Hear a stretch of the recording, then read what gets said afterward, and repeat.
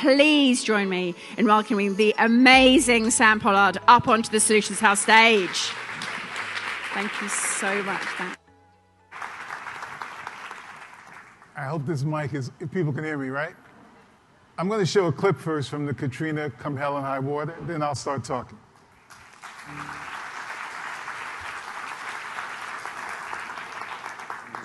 I think there's no doubt that Katrina Come Hell and High Water, and there was a lot of other docs about Katrina this past summer, really showed the devastating impact that climate change is real, and that the governments on a federal, state, and local level back then, and even today, doesn't have a clue about how to deal with these environmental disasters that are happening all over the country, not only in Louisiana and Mississippi and Alabama, but in California. In our series, we show New Orleans was not like the rest of the country, which was fine with the residents of the city until they and their culture were thrown aside in the rescue and rebuilding of New Orleans. Hurricane Katrina put front and center the failure of the Army Corps of Engineers who built levees that could not withstand a Category 5 hurricane, and that led to the loss of over more than 1,400 people and damage estimated to be over $125 billion.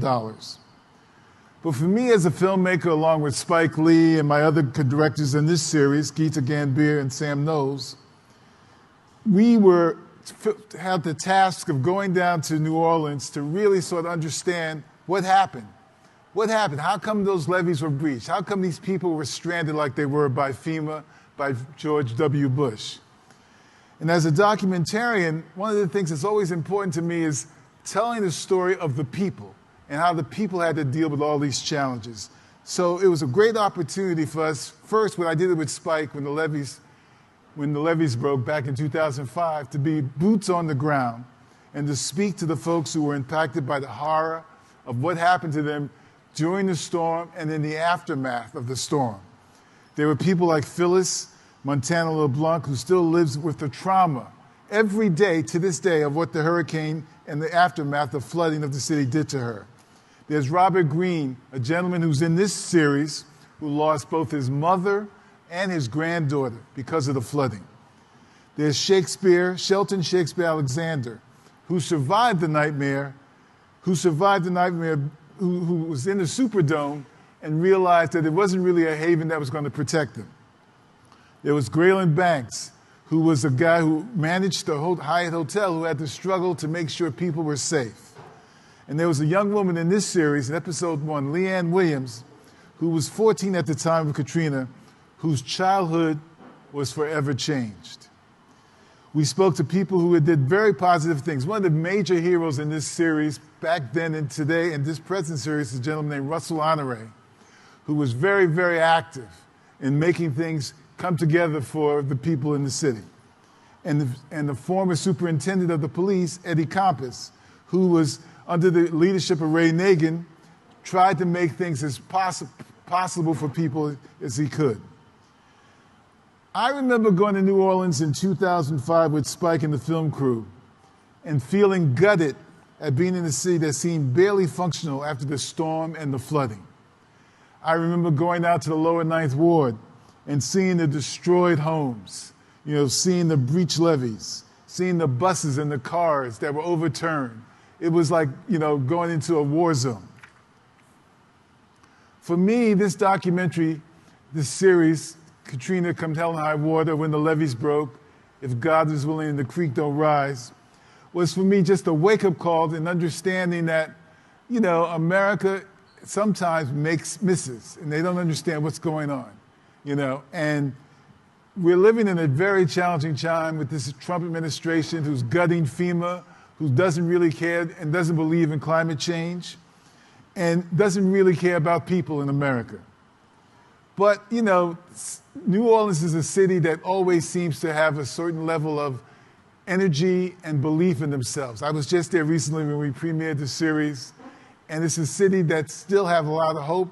They still have that wonderful music and the wonderful food.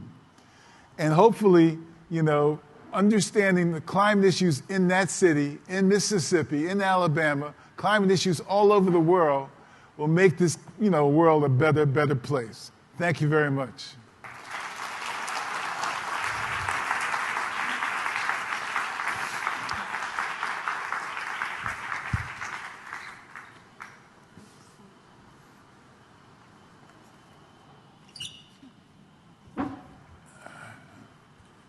say Mississippi.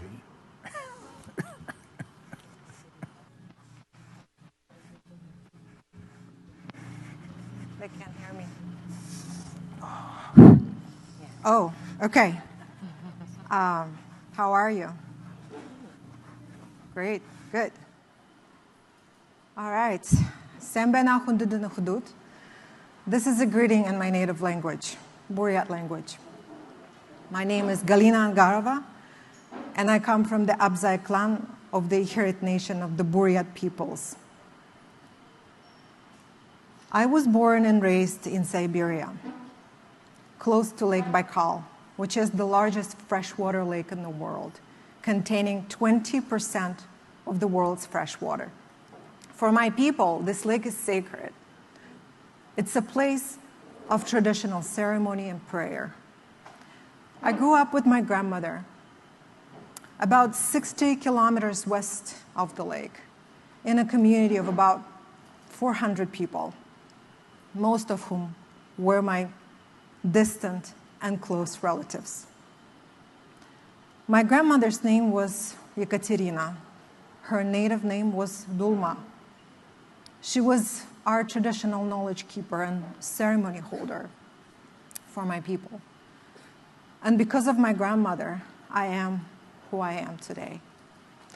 So my first vivid and distinct memories of my childhood were of my grandmother putting me on a horse cart, going to a sacred place outside of our village for a traditional ceremony. I remember our grandmothers and other elders being in prayer, singing, dancing, but also sharing food after the ceremony. My first understanding of culture also came from my grandmother, who would wake up early in the morning and predict the weather for the day. She would know what the harvest of wild blueberries and strawberries was going to be like way before the harvest itself. In fact, months before the harvest itself. She knew so many things that we don't see today. They're hidden from our eyes because of the veil of the Western civilization and because of our collective disconnect from the land. We, children in the village, a dozen of us, all of my cousins, would run and play around the village in the nearby groves, swim in the river. We didn't know where we would end up during the day, but what we knew is that every grandmother in the village kept an eye on us. And they knew where we were. So during lunchtime, one of the grandmothers would herd us into her house and feed us and provide some water.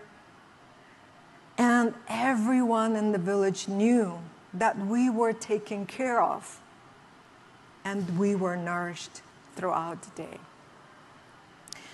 So when my grandmother had excess of milk, of sour cream, of some farmer's cheese, she would always share it out with other families.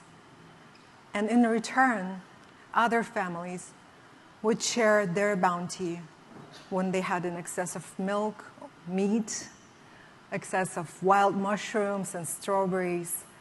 At any given time, every family, every individual in my community had enough of everything. These are not just stories of my childhood. These are lessons for me, for my family, for my community, and I hope for everyone else. We didn't need expensive gyms. We didn't need costly psychotherapy. And we didn't even have nannies. But what we had is mutual care that was embedded into our way of life, where strength, physical strength, was built through daily labor. And children were raised by entire communities, and healing that came through being held by the land and each other. Our concept of abundance was not about monetary wealth or hoarding, unlike the co-opted version of billionaires' abundance, or the co-opted billionaires' version of abundance. It was about sharing, reciprocity, sufficiency, about being enough and having enough. And our wealth was not measured in dollar amounts in the bank accounts. In fact, we didn't have bank accounts at the time. But in our ability to give and share with others. In many indigenous cultures, the richest people are the ones that are able and giving the most.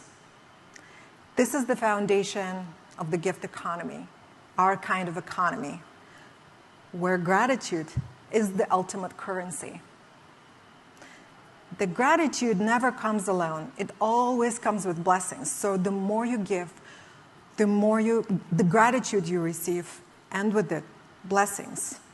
And this way, the circle of giving and gratitude and blessings never ends. Now, I'm not saying that we should all give up, move to a remote village, and start over. But I want to ask you a question. How can we bring the principles and values of reciprocity, mutual care, gratitude, responsibility, and true abundance in the indigenous sense, back into our lives today, in our decision-making, both collective and individual? My answer is simple. It's very clear to me that this way of life exists. It is alive and thriving in many indigenous cultures around the world.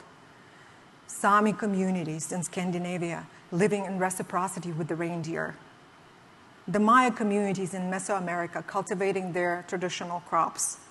Communities in Nigeria, in Colombia, in Mexico, planting mangrove forests. Alaska Native communities experimenting with kelp production. Or Quechua communities in the Andes cultivating over 5,000 varieties of native potatoes that are climate adapted and can survive in high altitudes. So many more, all living in reciprocity with the Mother Earth, practicing their traditional livelihoods, but also massively absorbing CO2. They're not doing it because of the climate metrics or carbon metrics and indicators. They're doing it because this is who they are and this is their way of life. I think it's possible to start where you are. It is. Just the other day, my neighbor Jim, and I live in Portland, Oregon, my neighbor Jim brought me a whole box of heritage plums. I gave him the figs from my tree. This year, I had a huge harvest of tomatoes, and I made sure that I shared this bounty with my neighbors, with my family, and with my friends. Again, these are not just good stories to make us feel better. These are the foundations of a new economy, or the old new economy that indigenous peoples have been practicing since the time immemorial. And these are real climate change solutions. So taking this opportunity from the stage, I want to invite you all to join this new story, building the foundation of a new economic system.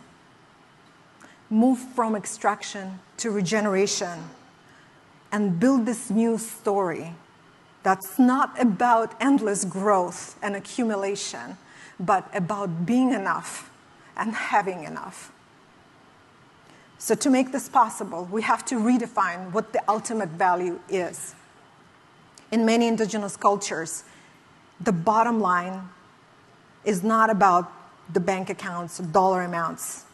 It's about the well-being of humans, but also the well-being of other than human family and relatives.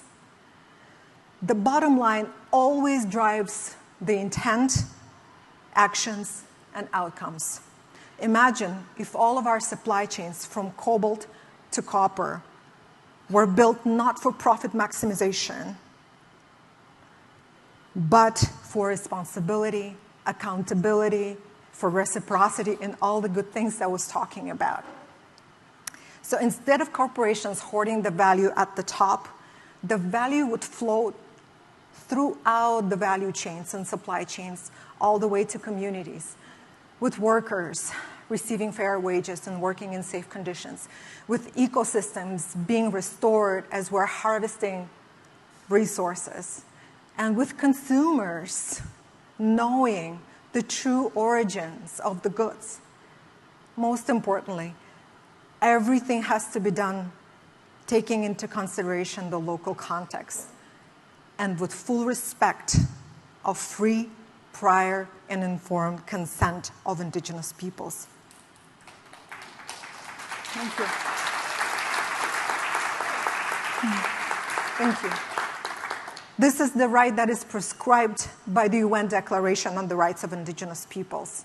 It's a fundamental right that allows us to say yes, no, maybe, yes with conditions to any project that is arriving to indigenous lands. Finally, let us all remember that regeneration is not only possible, it's alive in many indigenous communities around the world. And when indigenous communities, our values, our principles, and knowledge thrive, the whole planet thrives.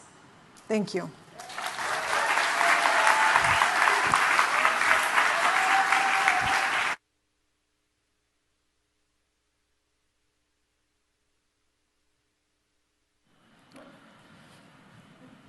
Bulavinaka, everybody. My name is Fenton Lutunatabua, and I'm from the Fiji Islands.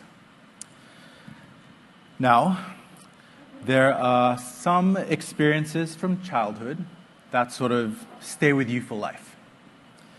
There's one particular memory I have with my grandfather that has shaped so much of how I move through this world. I was out fishing with him. I would have been around 11 years old, and he was telling me stories about our old people. He reminded me that we come from a long line of boat builders and fisher folk, and that the ocean would always be kind to us. This was everything my grandfather knew to be true. This was his story.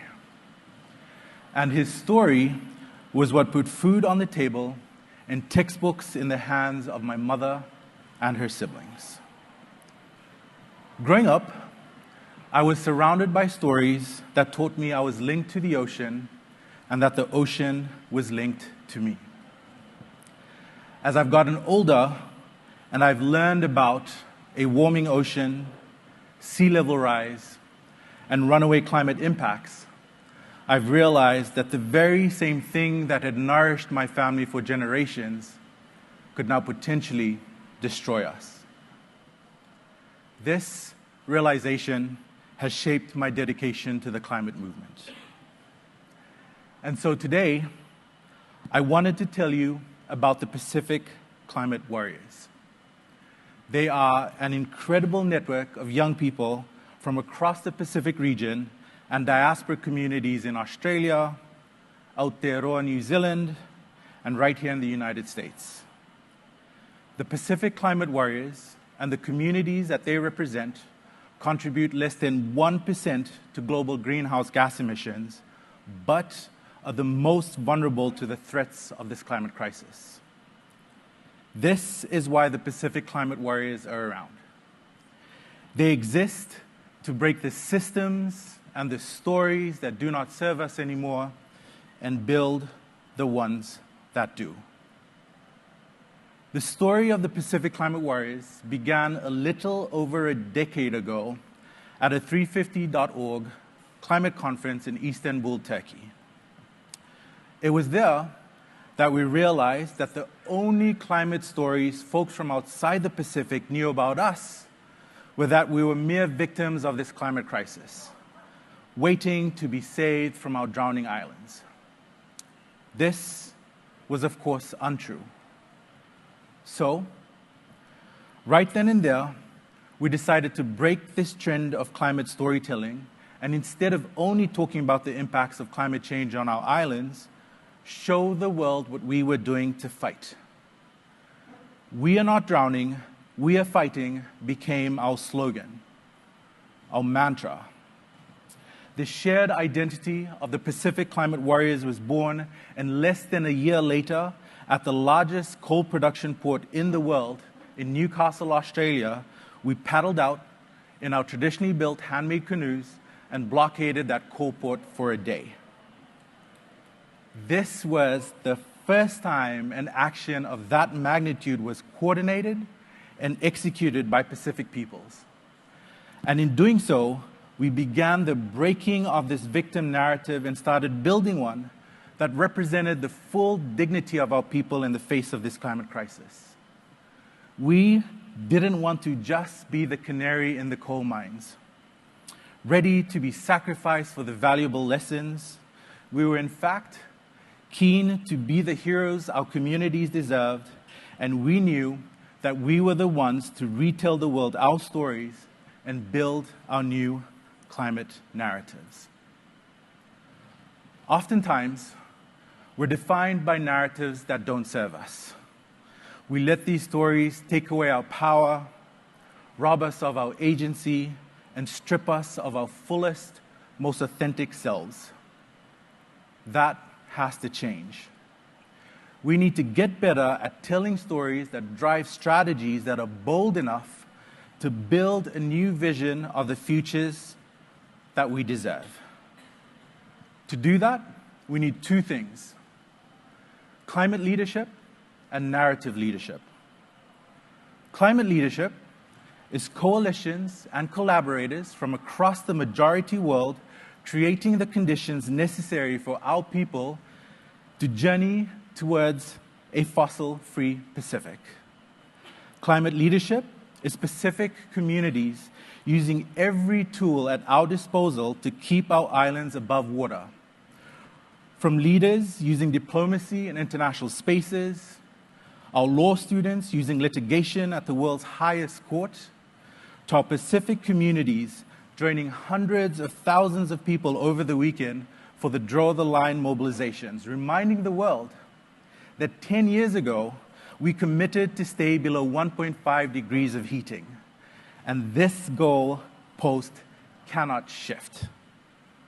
At its core, climate leadership is Pacific people reminding the world that science, law, and morality all say the same thing. Every degree of warming we can prevent is a degree less of damage to our oceans and the lands that mold our connectedness to our cultures and our stories. On the other hand, narrative leadership is about telling you stories about our people living at the front lines of this climate crisis. It's about articulating an alternative way forward that centers our communities, our islands, and our oceans before anything else. Narrative leadership is about telling more nuanced stories about our truths that enable us to be the future ancestors our children deserve.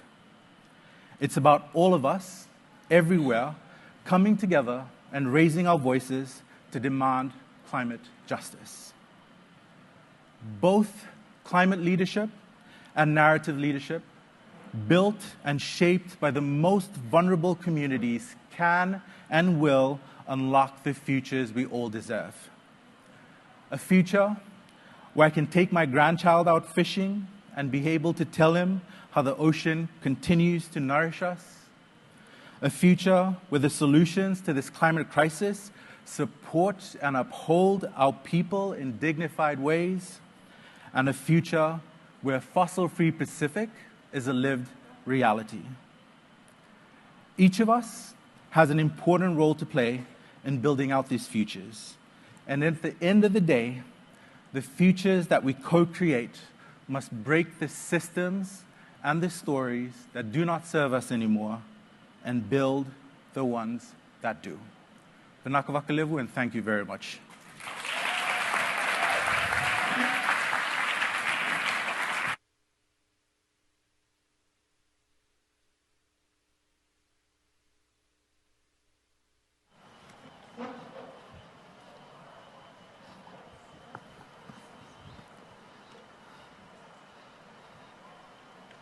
believe we have slides.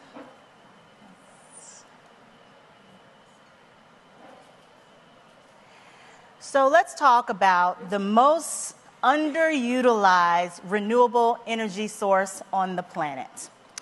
I know some of you think I'm going to talk about solar. Some of y'all think I'm probably going to talk about wind. There are some people who are thinking maybe she's going to talk about water. No. Let's talk about storytelling. See, stories are actually energy. They don't run out. They get stronger and stronger the more that we share them. It's almost like a wave. They're like spiritual solar panels. And every time you tell a story, you're catching light, you're sharing it, you're storing it, and you're passing it on to the next person. And if you don't believe me, think about the last time you heard a really good story. Whether it was from your grandmother or maybe from a girlfriend or a guy friend, or maybe you saw it on TikTok. It was something that made you say, and if you're like me, I'm from the South. I'm Southern, I'm from the Mississippi Delta, and we respond when we hear stories. So when somebody tells me a good story, I'm like, really? You don't say? No. And that's the kind of energy that we should be reflecting right now. That's what we're going to do today. So I want you, everybody in here to practice with me. Say it together. Say, really? You don't say. So you know I got a good story for you, right? Now, anyone who knows me knows I was so excited to see Sam Pollard because he has done not only an amazing film, but is also partnered with my favorite director and New York native Spike Lee. And the Netflix docuseries, I must add another plug. You have to watch it, Katrina, Come Hell and High Water. It not only told the raw truth about Hurricane Katrina, but it also talked, as you saw, about neglect and racism and how there were so many things that drowned people. It was a cumulative impact that brought together all of these things about climate, and you saw it in a way that was raw and a way that documented the devastation such that the world had to bear witness. But my favorite Spike Lee film? School Days. It is a 1988 masterpiece, and if you don't know it, I'm going to encourage you to watch it. Now, I am biased because I am a Spelman College graduate, and so I went to the AUC, and let me tell you, that movie was one of the very reasons I chose Spelman. It is a movie about HBCU life, and even today, it makes me nod and say, yep, that was us, all of it. It's complex, it's gritty, it's raw, it's meaningful, but it's not just entertainment. See, something about School Days was that at its core, School Days is about movement building. Students were actually organizing to divest from apartheid in South Africa. There was a message in School Days, and their fight was very specific, but the message, the courage, the coalition building, the strategy, it's all basic blueprints for movement building. In fact, you could take what happened in School Days and put it on any university campus on climate justice, and it's the exact same thing that has happened. But there's some notes that we have to understand about storytelling that were embedded in this movie. And it's the thing that I love the most, and I hope that we capture about why and how we tell stories. It's because sometimes people dare to say things and they embed it into our culture in ways that only the ones of us who need to know can pick up that message. And today, we are living in an environment where we have to do that. Sometimes it's not safe to tell the stories that we want to tell, and we have to figure out ways that we go back and we embed stories into things so that we catch it. And the people who need to know. And they carry the message and they move it on. So when we fast forward, when you think about today, we're in a whole nother struggle. The oil and gas industry is struggling to survive. Fossil fuels are on their way out. So where do they turn? They look at plastics and petrochemicals, and they're betting their survival on it. And they're betting these massive expansions in places like St. James, Louisiana, and in the Ohio River Valley region. And it begs the question, why? Why are they choosing these places? And it's very simple. These are places that they consider sacrifice zones. places of minority communities, places of rural communities, poor people that they think don't know how to fight back. But what they didn't counter is we know how to tell the stories. We know how to move people, and we know how to get people together, and we know how to win. It's one of the reasons that the organization I lead, Beyond Petrochemicals, when we started in 2022, it was dedicated to supporting people on the front lines to stop the expansion of petrochemical companies in and across the United States of America. So this story starts in St. James Parish, Louisiana. And most people know St. James Parish as Cancer Alley. Cancer Alley is an 85-mile stretch along the Mississippi River that is completely inundated with petrochemical facilities. There are more than 170 of these petrochemical facilities along this stretch, and they sit right next to homes and to schools. And people can step outside on their front porch, and this is what they see. Children going to school, or you taking your child to the hospital for any particular reason, you're looking at this day in and day out. And this is the place that they want to put more facilities. But see, let me introduce you also to another person, Ms. Sharon Levine of St. James Parish, Louisiana, who is a retired school teacher and a grandmother and a woman of faith and who knows how to tell the story. When the Formosa industry wanted to drop a $9.4 billion plant in her backyard, she said, "Not today." That's the part where y'all say, "Really?" She organized her neighbors. She prayed with them. She marched with them. She pulled in lawyers, scientists, advocates from all over the country. 2 weeks ago, she had me and Al Gore sitting in Shekinah Glory Baptist Church at a Wednesday night with gumbo with people to talk about this particular issue.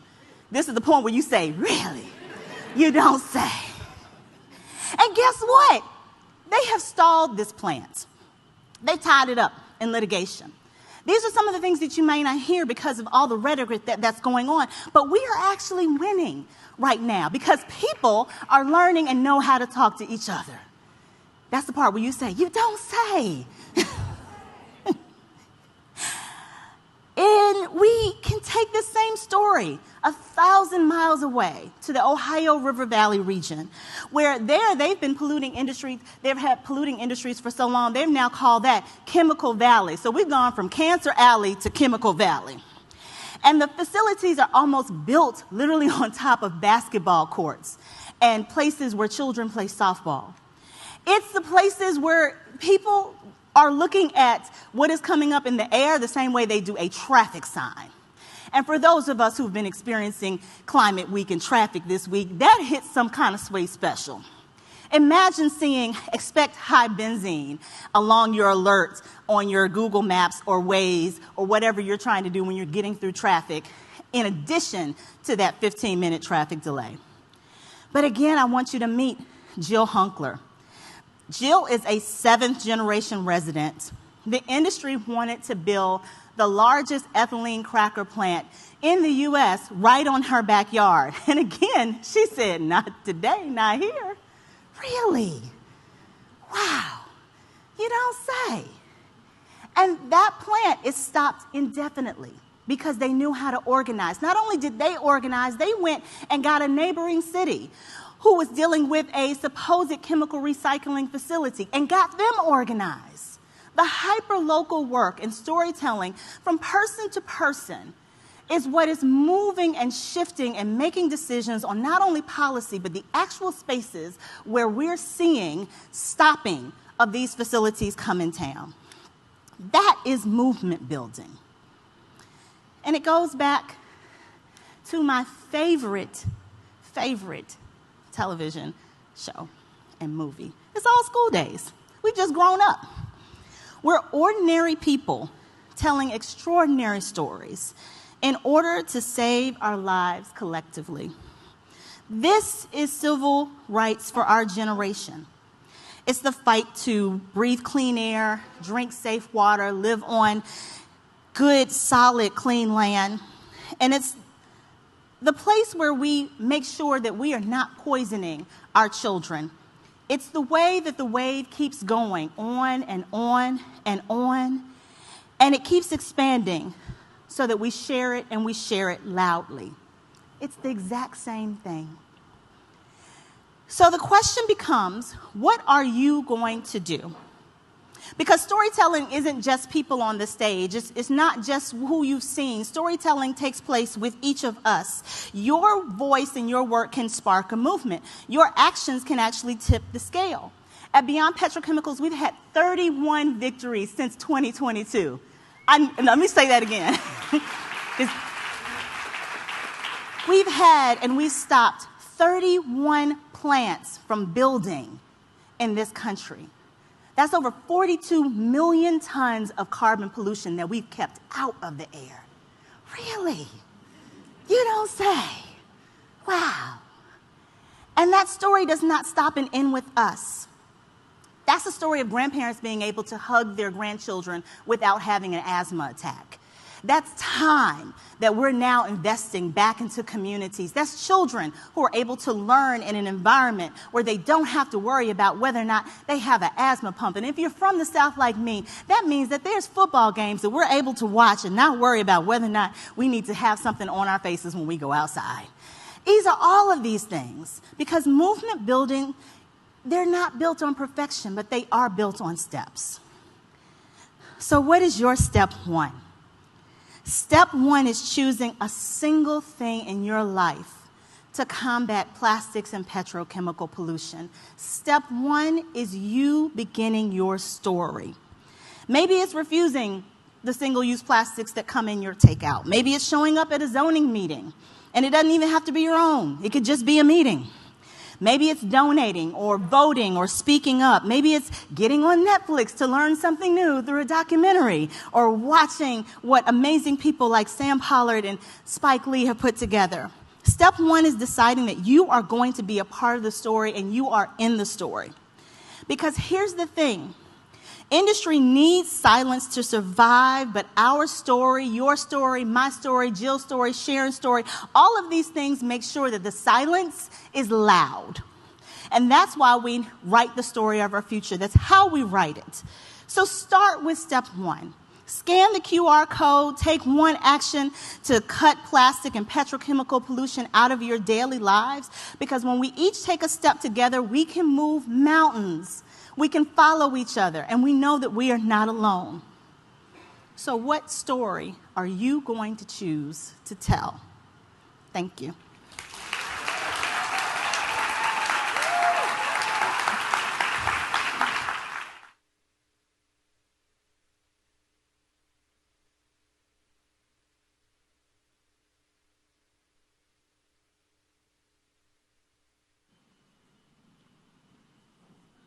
Hello?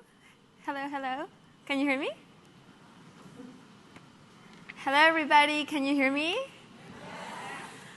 Well, let's give a big round of applause to you. You did an incredible job. I could not do the call and response that well, so I just want to thank you for the energy that you brought into the room. And I want to start by saying that my first ever Climate Week event 6 years ago was at Solutions House with Sully at a Futerra event in a bar where I had to wear a wristband because I was not over 21 years old. So it's incredible that this has grown into a community that really is championing the question of what are the stories that we need to tell for us to go towards solutions. And if you have been in the climate space for a long time, you understand, as I do, that we have seen so many stories of the future that are apocalyptic. Who else is tired of that narrative? Who is tired of every single documentaries are great. Every single big picture screen we see about the future is about the world ending in multiple different ways. And the challenge that I have for those types of stories are that there are many communities whose stories already ended because of things like capitalism and colonialism and assimilation of culture. And our communities in the ground are already rebuilding. The apocalypse is not coming, it happened. And if we can put ourselves into that collective mindset that we are rebuilding, that we're putting the building blocks together for the next generation of stories, then I think we can feel empowered so that we're not waiting for this big thing that's coming on top of us. We're actually rising. We're growing our roots, and we're connecting in a way that we have never done before. I'm going to tell you a bit of my story, because I think that's the best way for us to get to know each other, and I would love to hear yours. I come from a small community in central Mexico called San Pedro Tultepec. It is a fishing village. It was a fishing village before Mexico City started taking away our water from our aquifer from underneath for decades now. And in that community, could you hear me better like this? Does it matter? Can you hear me? Okay, it doesn't matter. Okay. You're like, continue with the story. And in my community, we are very close to Mexico City. And that means the pressure of a big city in a community that's trying to hold on to our roots. Our roots are indigenous cosmovision of how to live with the land, of not asking the question of what is best, but what is good. Not what is missing, but how do we embrace a view of the world where we don't need more, where we understand how to live in balance, in harmony, to steward past wisdom for future generations. That is really the core of my work, how I was raised, the world that I was shown. And when I started to see that in my own community there was this water extraction, the river, the Lerma River, that is one of the most polluted rivers in the country, and factories everywhere, from food to pharmaceuticals to automotive.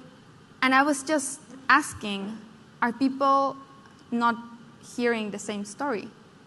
What are the aspirations of the people around me that are so unlike mine, which is just a healthy planet, a beautiful river where we can swim and drink water from, that my dad used to be able to, and now I can't do that? And this is where we get into the big question of our collective narrative, the big question of really what are we doing as humanity that we are geared so wrong, in such a wrong direction. And this is where I think also the challenge of this question that we have about a lot of innovation in the future, we have to bring it back to remembering our roots, remembering really where our passion started, and what our purpose is from, and how we say, what ancestors dreamed that we could do. My activism started because with all of this going on, the pollution in my community, the shock, I experienced the first flooding that my community had ever seen in my grandma's age, and she lived to be 87 years old. When I saw that, I realized that the climate crisis was here. It was hitting Frontlines communities first. But I didn't have the language to say that. I didn't understand how to tell people that this was unjust and that we needed to fix those type of situations where frontline communities are most affected, not only by the impacts of the climate crisis, but really the structures that create it. In this case, the pollution, the extractivism. I ended up organizing some of the biggest climate strikes in this city. Just 6 years ago, we organized a strike of 300,000 people, and I think it reinvigorated a lot of the movement, and it made us be so visible. And now we are in a point where the climate movement is not as visible as it used to be, but that is not a weakness, because this is a time of hibernation where we're getting together to grow our roots and get to know how we're going to come into this second stage of the movement. And in order to do that, we need to tell a better story. I am working right now on a documentary called The Way of the Whale. You can see the title over there. And it was a really incredible experience for me, because coming from the center of Mexico, not having any relationship to the ocean or to whales, the director came to me one time. He had been emailing me. I didn't really understand why I would be the right person to tell that story. And he asked me a very important question. If you are not willing to embrace other stories, how do you expect other people to do so? If you're not willing to connect with nature outside of what you know, how do you expect others to do so? So he brought me onto Baja California. I met the Pacific gray whale for the first time, and it absolutely changed my life. Because whales are, I don't think I need to explain to you, but they're deeply wise beings that have been around for millions of years. The wisdom that they carry, the interconnectedness that they represent with their migration, not just linear, but also up and down in the water, it is so profound as a vehicle for a story. When we followed the gray whale from Baja California all the way to the Arctic Ocean, I understood, and yeah, we did that journey, which is crazy. I understood that it wasn't just all of the things that we see as challenges for whales, of the ship strikes, and it's not the speed of the boats, which is the highest cause of death of whales, the food supplies that are decreasing massively. We see all of these mega projects that are interfering with their migration patterns. It is the fact that we say that our solution should be to slow down a ship, and we're not asking why do we need 50,000 ships in the ocean at one time, right?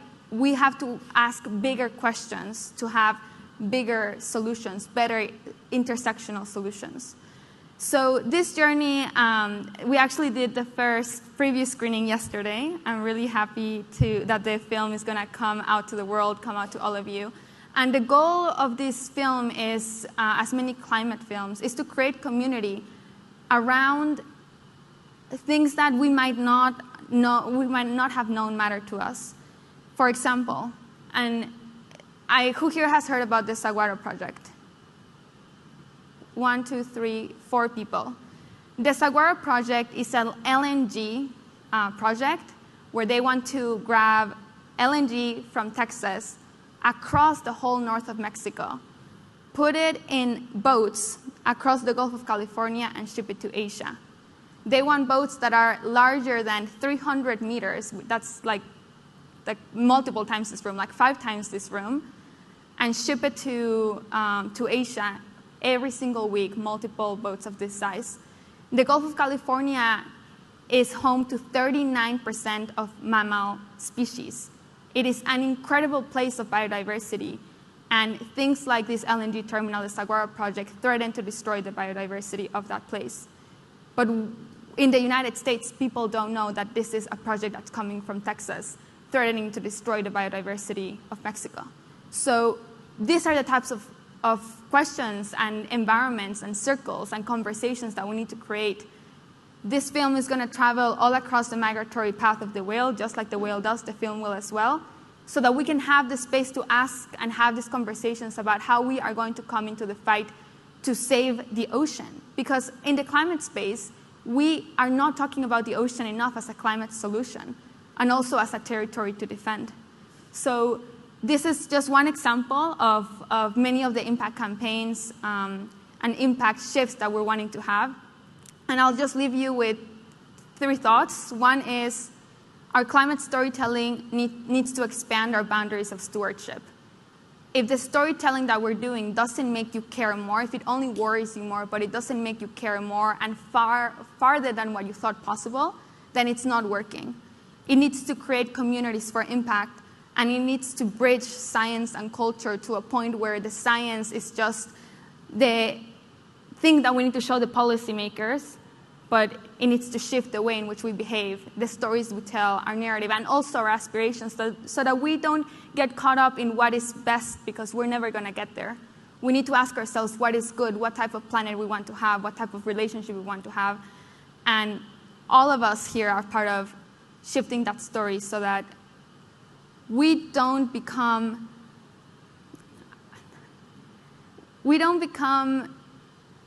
the thing that why we started our activism. I mean, I'm assuming all of you are activists, but in trying to tell bigger, better stories in a way that are not rooted in our values, that's not the way that we should be doing things. We need to slow down, we need to remember, and we need to come across in a way that is genuine and truthful to why we started in this movement. So I'll leave it at that. Thank you so much, and watch The Way of the Whale.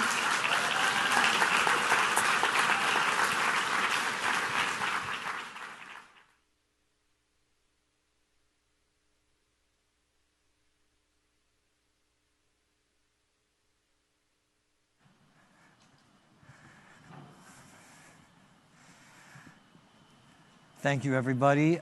These will be just brief concluding remarks. Don't worry. I know many of you have been here all day, and happy hour is approaching, so no worries on that. Thank you, Xiye Bastida. Thank you, all the panelists, for some fascinating and inspirational work through storytelling and activism that kind of reinforces the power of storytelling as a vehicle for activism and for sharing meaningful human experiences in such a beautiful and artistic way that I think inspires people and magnifies the power of art. It's an honor to be here also as a member of the production team for The Way of the Whale. And with Xiye's leadership and involvement, we're able to carry that story of the gray whales and Laguna San Ignacio much further and in a more effective way. So thank you for that.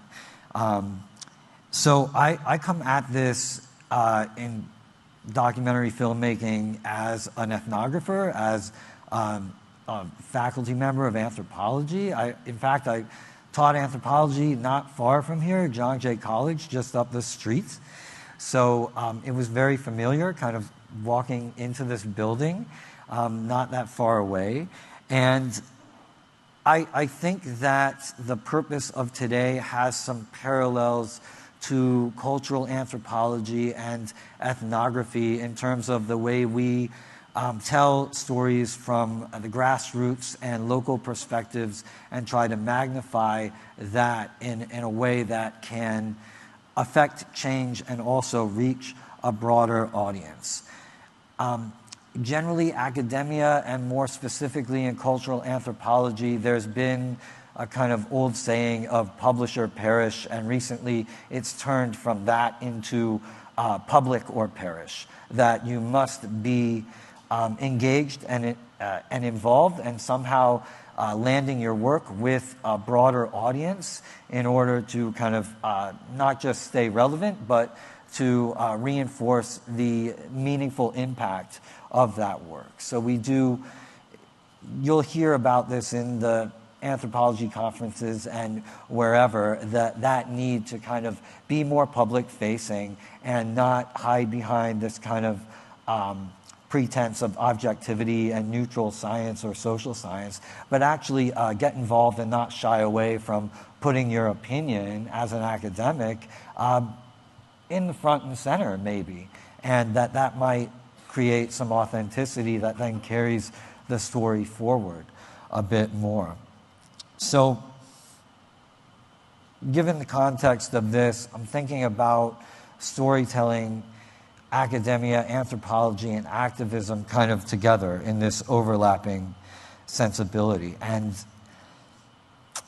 I wonder if, and this goes back to what many of you have kind of brought out, if we can see art, whether it's filmmaking, photography, experimental ethnography, or creative writing, art as more than illustrative, but actually essential, as communicating meaningful human experience and driving change. And that when you do that, it doesn't take away, because it has some kind of activist mission or an intention to create some change, that it doesn't take away from authenticity as either ethnographic or as either artistic, but that you can actually do all of them together, and that not only creates perhaps better ethnography, but better storytelling, right? So I'd like to use this opportunity now, and I did promise it would be brief, to just say thank you one more time to all the amazing speakers and fascinating stories, and also for kind of landing the importance for the audience of connecting storytelling with sustainability and hoping for kind of driving change at a moment when it is critical. So thank you very much, and thank you all of you.